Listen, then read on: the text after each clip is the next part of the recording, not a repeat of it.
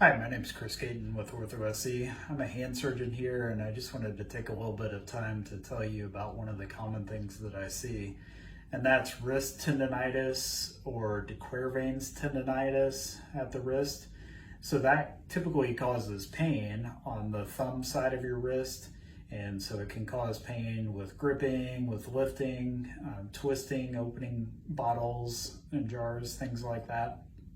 And so it's very common, and so a lot of times it will resolve on its own with rest, ice, anti-inflammatories like ibuprofen, those sort of things. A brace like this can help, that it has a space for the thumb.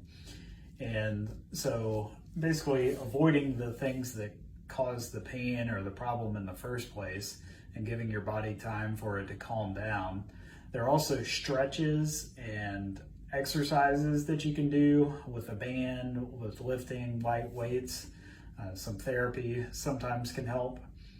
If none of those things help, then there is an option of doing a cortisone injection. And so the tendons go through tight compartments in the wrist, and that's typically what's causing the problem. So the tendons are getting stuck or not sliding through smoothly, and that can cause clicking and cracking.